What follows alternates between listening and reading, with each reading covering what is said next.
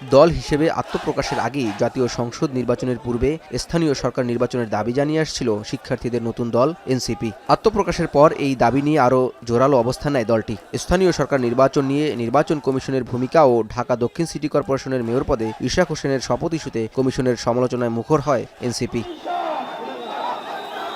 স্থানীয় সরকার নির্বাচন, ইসি পুনর্গঠনের দাবি সহ নির্বাচন কমিশন নির্দিষ্ট দলের এজেন্ডা বাস্তবায়ন করছে অভিযোগ করে আগারগাঁওয়ে নির্বাচন কমিশন ভবনের সামনে বিক্ষোভ সমাবেশের আয়োজন করে জাতীয় নাগরিক পার্টি।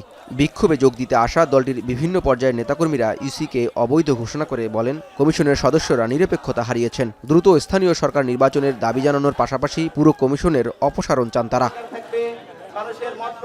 সকাল 11টা থেকে নির্বাচন কমিশন ভবনের সামনের সড়কে অবস্থান নিয়ে বিক্ষোভ করলেও দুপুর নাগাদ দলটির কেন্দ্রীয় নেতারা সমাবেশস্থলে জড়ো হন। পুলিশের ব্যারিকেড ভেঙে মূল ফটকের সামনে অবস্থান নেন তারা। এ সময় এনসিপির মুখ্য সমন্বয়ক নাসির উদ্দিন পাটোয়ারি অভিযোগ করেন, ইসি একটি দলের মুখপাত্র হিসেবে আবির্ভূত হয়েছে। ইসি পুনর্গঠন না হলে এনসিপি কোনো নির্বাচন করতে দিবে না বলেও হুঁশিয়ারি দেন তিনি।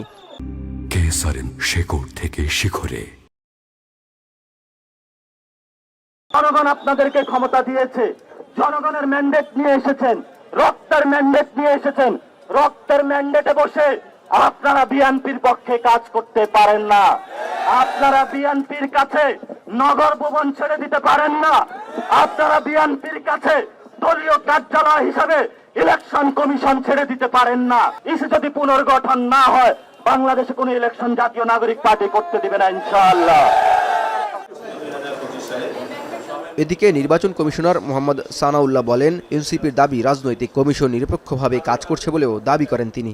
রাজনৈতিক কর্মকাণ্ড নিয়ে আমরা কোনো মতামত দিতে চাই না।